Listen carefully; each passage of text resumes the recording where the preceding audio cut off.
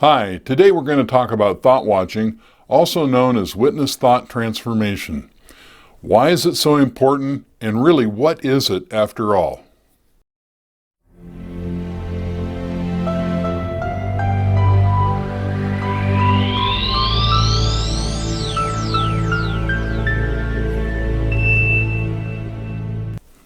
Now, the voice in your head that sounds like you talking to you is not you. The brain knows language, so it just talks. The internal voice is a function just like digestion or hair growth or whatever else goes on with this human existence. But we have unfortunately identified it as ourselves. Now imagine the human dilemma. Here we are, we have a voice in our head that's being driven emotionally by a 5-year-old inside of our brains, the limbic system. And since we believe the voice is ourselves, we're locked into those limbic patterns. So whatever the monkey brain says to us, we pretty much, go along with, and that's the end of the story. So in my office, the first step when people come in here is to learn how to witness the voice in their head, to disidentify and create a separation from the voice in their head.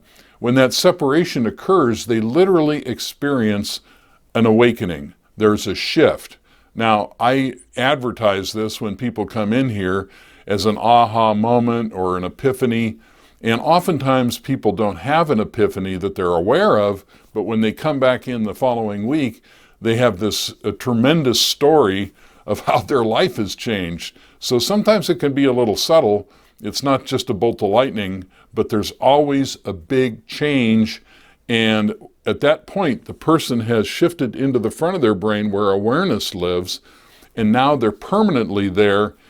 It gives them a feeling of almost being outside of themselves, and now all those limbic patterns they can see very clearly from this new meta level that they've moved into in their brain. Well, how do they do that?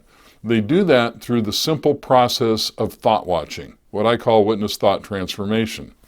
So let me guide you through that. So just wait for the next thought to appear in your mind. Don't try to manufacture a thought. Don't create a thought. Just wait for a thought. And maybe the next thought is, wow, it's really quiet in here. What's going to happen? That's a thought, isn't it? The voice in your head that sounds like you talking to you is not you. It is a thought. So what I want you to do when that thought occurs is take a step back and just observe the thought as if it's an object. Well, what happens when you observe it as if it's an object? It disappears and immediately goes away. So when we do this exercise long enough, often enough, there's an aha moment that occurs where we suddenly realize, wait a minute, that voice in my head is not me.